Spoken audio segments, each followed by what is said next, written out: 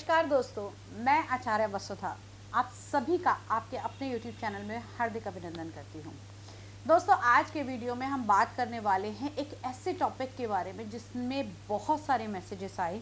संतान, जी हाँ, संतान का सुख हर स्त्री हर पुरुष पाना चाहता है। आपके जीवन में संतान कब होगी, संतान कैसे होगी, IVF के थ्रू होगी, नॉर्मल होगी या फिर संतान के योग कब बनेंगे, सभी कुछ जानकारी आपकी कुंडली से मिलती है। आज हम कुछ ऐसे उपाय बताएंगे कि अगर आपके संतान के सुख मिलने में आपको विलंब हो रहा है तो ये छोटे छोटे उपाय करके आप बहुत अधिक लाभ पा सकते हैं। कौन से है वो उपाय, आइए जल्दी से उनको बात कर लेते हैं। सबसे पहला उपाय, संतान की उत्पत्ति के लिए गुरु और शुक्र दोनों का ही होना बहुत आवश्यक है। यदि हम बात करें तो गुरु कृपा का पात्र है और कृपा देने वाले हैं, और साथ ही साथ शुक्रदेव स्पर्म काउंट का कारक होता है। तो संतान की उत्पत्ति के लिए दोनों ही ग्रहों का बहुत मजबूत होना आवश्यक है। तो आइए जानते हैं कैसे इन दो ग्रहों को मजबूत किया जाए और संतान के सुख की प्राप्ति की जाए। संतान का कारक, सबसे पहले अगर हम बात करें संतान की तो सबसे पहले सबके मन में ध्यान आता है श्री कृष्ण जी का। जी हाँ, जिन्हें लल्ला कहते हैं, लड्डू गोपाल कहते हैं। तो यहाँ पर भी सबसे पहला उपाय जो है वो है संतान गोपाल स्तोत्र का पाठ। जी हाँ, यदि आप संतान गोपाल स्तोत्र का पाठ करते हैं, उसके मंत्रों का जाप करते हैं, तो निश्चित ही आपको श्री कृष्ण जैसी संतान जरूर प्राप्त होगी। इसमें आपकी आस्था जरूर होनी चाहिए। मैं कह रही हूँ इसलिए नहीं कीजिए, आपके मन में आप ये भाव रखिए कि मेरे ये करने से अवश्य ही मुझे संतान की प्राप्ति होगी, तो निश्चित ही आपको संतान की प्राप्ति होगी।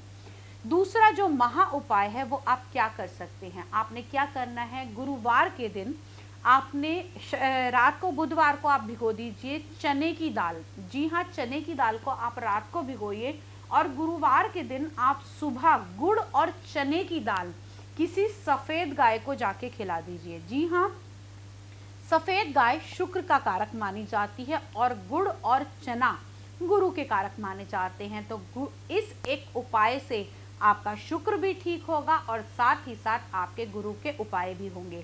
तो यदि ये उपाय आप 9 बृहस्पतिवार कर लेते हैं तो निश्चित ही आपके घर के अंदर संतान की जो किलकारियां हैं वो गूंज उठेंगी। अगला महा उपाय आपने करना क्या है, गुरुवार के दिन आप ध्यान रखिएगा कि ज़्यादातर संतान के जो उपाय होते हैं वो अक्सर गुरुवार के दिन होते हैं।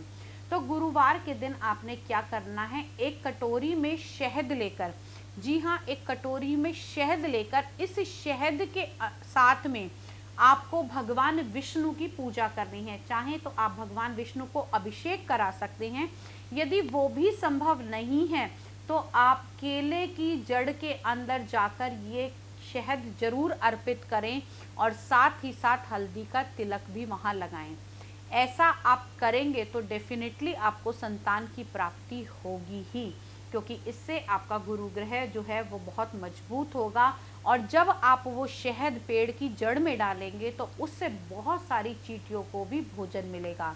इससे आपने चींटी को जो है वो दान भी कराया, चींटी को भोजन भी दिया और साथ ही साथ आपने गुरु के उपाय भी किए।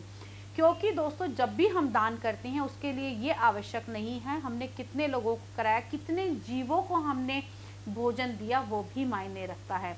तो अगर आप गुरुवार के दिन ये काम करते हैं तो निश्चित ही आपको अच्छी संतान की हष्ट पुष्ट और अच्छा भाग्य लेकर एक संतान की उत्पत्ति होगी। और साथ ही साथ अगला जो उपाय है वो भी आपने गुरुवार के दिन ही करना है।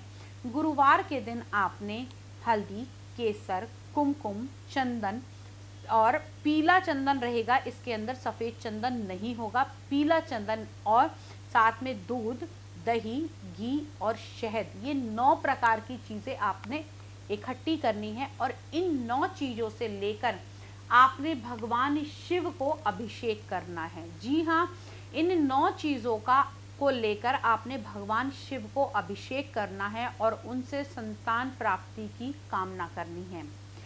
चीज़ें आप दोबारा से वीडियो को पॉज करके देखिए, नोट कर लीजिए, ये चीज़ें आपने ज़रूर लेकर जानी है। अगर आप ये कुछ एक महा उपाय आप कर लेते हैं, लेकिन करने के लिए आपकी श्रद्धा और रेगुलरिटी दोनों होनी चाहिए, क्योंकि जितने भी उपाय बताए ये सभी के सभी आपको मिनिमम 9 गुरुवार को ज़रूर करने हैं।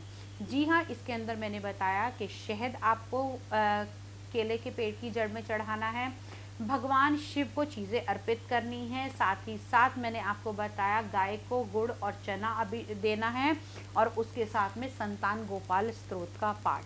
ये 4 उपायों में से कोई भी एक उपाय आज से ही आप आरंभ कीजिए। कल से 3 तारीख से, यानी कि शुक्ल पक्ष है, और शुक्ल पक्ष किसी भी कार्य को करने के लिए बहुत अच्छा होता है। शुक्ल पक्ष के किसी भी गुरुवार के दिन आप ये आरंभ कर सकते हैं। इससे निश्चित ही आपको अच्छे रिजल्ट मिलेंगे। अगले वीडियो में कुछ नया लेकर, कुछ इंटरेस्टिंग लेकर आपसे फिर से मुलाकात होगी। यदि आप किसी विषय पे बात करना चाहते हैं, आप मुझसे कोई उपाय जानना चाहते हैं, तो या तो कमेंट बॉक्स में लिखिए, या फिर आप दिए गए नंबर पे मुझे व्हाट्सएप भी कर सकते हैं। तब तक के लिए जय माता दी।